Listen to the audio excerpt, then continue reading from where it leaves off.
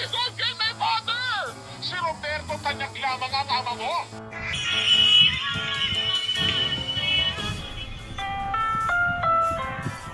Ang programang ito ay rated SPG. Striktong patnubay at gabay ng magulang ang kay... Nalaman na ni Don Pepe ang totoo kung sino ang tunay na ama ni Zoe. Alamin natin ang mga kaganapan. Welcome back sa aking channel, Abot Kamay na Pangarap. Sa warehouse, nung tumawag si Zoe kay Doc Carlos, nasabi niyang kailangan niya ng tulong at natawag niya itong dad. Narinig ito ni Lynette, kaya bigla niya tinanong si Zoe na, "Anong sinasabi mo, Zoe?" Nagulat si Zoe nang marinig niya ang boses ni Lynette. Bigla naman dumating si Doc Carlos kaya tinanong niya si Lynette na kung bakit hawak nito ang cellphone niya. Sinabi ni Lynette na si Zoe tumawag, kailangan daw niya ng tulong. At tinawag kanyang dad. Bigla nag-alala si Carlos kaya kinuha niya ang cellphone niya kay Lynette at sinagot niya ang tawag. Tinanong niya si Zoe na bakit ano ang nangyari sa'yo. Sinabi ni Zoe na nabaril ako sa braso. Kailangan ko ng tulong mo. Puntahan mo ako dito ngayon. Isisend ko sa'yo ang address. Mamadali si Carlos. Binaba niya ang tawag at maya-maya sinabi niya kay Lynette na wrong number daw si Zoe. Akala daw niya ay ako si Robert ang natawagan niya. At kailangan daw niya ngayon ng tulong. Bigla naman nag-alala si Lynette, kaya sinabihan niya si Carlos na, "Sige, puntahan mo na siya, baka kailanganin niya na ng tulong ngayon. Pero Carlos, mag-iingat ka, at tawagan mo ako kapag nagkita na kayo ni Zoe." Napao naman si Carlos, at nagmadaling umalis, para puntahan si Zoe. Sa sobrang pag-aalala niya kay Zoe, naiwan si Lynette na nag-iisip. Malaking palaisipan sa kanya kung ano ang nangyayari kay Zoe. At kung bakit neto tinawag na dad si Carlos. Kahit sinabi ni Carlos sa kanya na wrong dial lang daw ito. Samantala sa Apex Hospital, nagpaiwan si Annalyn para bantayan si Giselle. Habang nasa kwarto si Giselle at Annalyn, nagkwento si Giselle kay Annalyn tungkol sa anak niya, na kung buhay pa daw sana ngayon ang anak niya, ay sana ay nakakasama niya ngayon, at hindi siya nag-iisa sa hospital. Umiiyak si Giselle. Tahimik lang na nakikinig si Annalyn at maya-maya, nagtanong siya kay Giselle. Sinabihan niya si Giselle na wag sana neto masamain ang itatanong niya na kung ano daw ang nangyari doon sa tatay ng anak neto at asaan na daw ito ngayon. Nagulat si Giselle sa tanong ni Annalyn. Hindi niya alam kung ano ang isasagot niya dahil siya mismo ay hindi niya alam kung asaan na ito ngayon. Kinalimutan niya na ito. Tumahimik saglit si Giselle.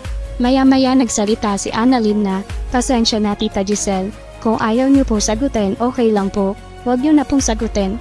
Alam ko naman po na privacy niyo na po yun." Ngumiti si Annalyn. Samantala sa warehouse nakarating na si Doc Carlos. Sinalubong siya nila Dax at Belahadja. May dala silang baril. Sabi ni Belahadja, "Magandang gabi, Doc. Buti naman at nakarating ka dito." Nagulat si Doc Carlos. Bigla siya nagtanong kay Belahadja kung asaan daw si Zoe. Dahil kailangan niya na itong magamot. Maya-maya pinapasok ni Belahadja sa loob si Doc Carlos. Ito ay sa kabilang kwarto, para hindi makita ni Doc Carlos si Don Pepe. Habang ginagamot ni Doc Carlos si Zoe, nag-uusap silang dalawa.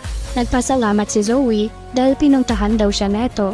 At nagtanong si Zoe kung ano daw ang dinahilan ni Doc Carlos kay Lynn. Pero sinabi ni Carlos na wag mo nang intindihin yon. Ang mahalaga ay magamot kita ngayon. At nang matapos si Doc Carlos, lumabas sila. Maya-maya lumapit si Moira. Sinigawan ni Moira si Doc Carlos. Sinabihan niya ito na siguraduhin mo lang Zoe na hindi yan magsasalita, baka ilaglag tayo niya. Sabi ni Carlos, "Nagpunta ako dito para gamutin ang anak ko, hindi para makipagtalo sa'yo Moira." Nagalit si Moira.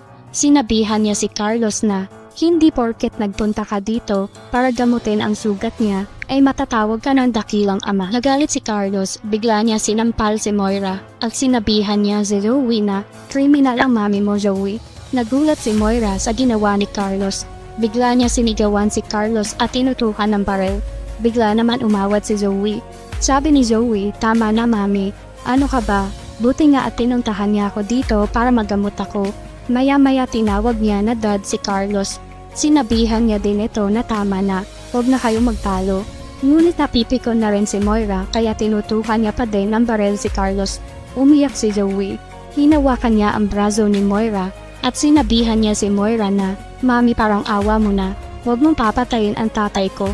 Bitawan mo yung baril." Binaba naman ni Moira ang baril samantala sa loob ng kwarto kung nasaan si Don Pepe. Nakikinig ito sa pagtatalo nila Moira, Zoe at Carlos. Pinipilit ni Don Pepe tumingin sa maliit na bintana. Hindi niya makita kung sinong lalaki ang nasa labas, kung sino ang tatay na tinatawag ni Zoe, hanggang sa narinig ni Don Pepe ang sinasabi ni Moira kay Zoe na huwag mo siyang matawag-tawag na tatay dahil si Roberto Tanyag pa rin ang tatay mo. Kaya hindi mo siya dapat tawaging tatay, Zoe. Nagagalit na si Zoe. Sinigawan niya si Moira na, kay Doc Carlos pa rin ako nang galing. Tatay ko pa rin siya. Dahil kahit anong gawin mo, dugo niya ang nanlalatay sa katawan ko. Kaya wag na wag mo siyang papatayin. Dahil siya na lang ang buhay ko. Siya na lang ang nahihingian ko ng tulong sa lahat ng problema ko, Mami. Sobrang pagod na ako. Hindi ko na alam ang gagawin ko. Kung ikaw kaya mo mawala ang lahat, pues ako hindi ko kayang mawala ang mga importanteng tao sa buhay ko. Naiintindihan mo ba yun? Kaya wag mo siyang idadamay sa ganito. Natahimik si Moira samantala si Don Pepe gulat na gulat sa narinig at nalaman niya na si Doc Carlos ang tunay na ama ni Zoe. Malaking palaisipan ito kay Don Pepe na kung paano nangyari yun. Iniisip ni Don Pepe na kaya pala minadali ni Doc Carlos ang pagpapakasal kay Lynette dahil sa sekreto nila. Nanggigigil si Don Pepe sa galit. Sabi ni Don Pepe, sobrang sama nila. Pinaglaruan nila si Ubeng. Niloko nila ang anak ng iisip si Don Pepe kung paano siya makakatakas. Kailangan sa lalong madaling panahon makatakas siya para masabi niya lahat kay Robert ang totoo bago siya mawala sa mundong ibabaw. Madami-dami pa tayo aabangan, kaya huwag kalimutan mag-subscribe sa aking channel.